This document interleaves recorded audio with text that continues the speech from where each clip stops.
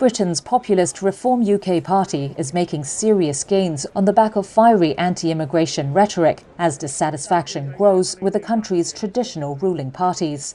It currently only has 5 lawmakers in the 650-seat parliament, but latest polls show Reform with a lead ahead of the Labour and Conservative parties, and it won nearly half the 23 local authorities up for grabs earlier this year. That's giving the party, led by veteran Brexit campaigner Nigel Farage, a chance to deliver on its ideas, such as scrapping net zero targets and so-called woke policies.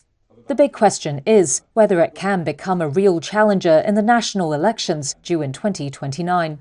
But first, local taxes, trash collection and filling potholes. It's really the testbed for local politics and what we can do on the national stage. That's Reform's Mark Arnold, leader of the West Northamptonshire Council, about 60 miles northwest of London. Over the years, councils across the UK have fallen in debt amid government cuts, rising social care costs and, in some cases, poor investments.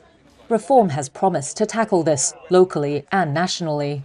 Having pledged to cut costs while maintaining essential services, the party is modelling an efficiency drive on tech mogul Elon Musk's work for the US government. So now we were to work really hard and work out how we can make efficiency savings in the council without making cuts or noticeable cuts to public services. Economists have dismissed the party's national cost-cutting plans, along with aspirations to slash taxes by about $120 million a year, as fanciful.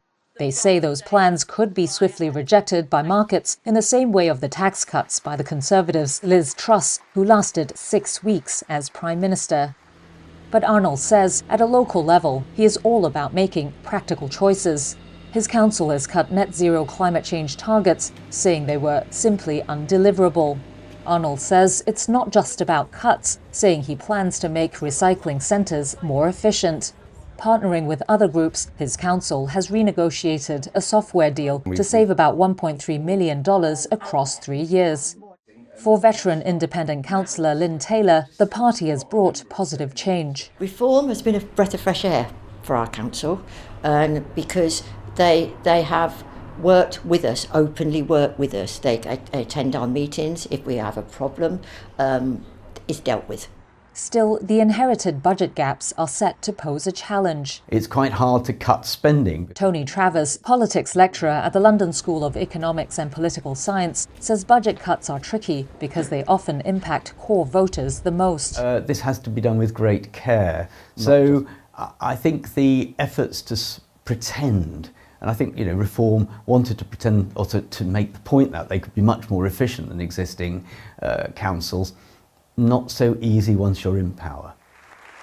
Meanwhile, the party is trying to broaden its appeal. Founded as the Brexit Party in 2018 and rebranded as Reform UK in 2021, the party has been accused of racism, which it has denied, and flirted with vaccine skepticism. It has also seen 2 lawmakers suspended over misconduct allegations.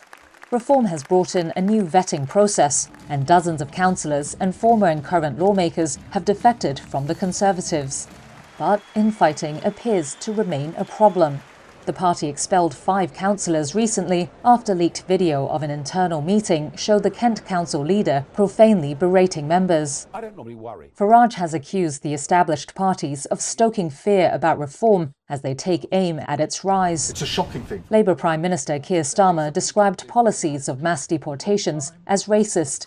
Reform. And Conservative leader Kemi Badenoch accused Farage of promising free beer tomorrow.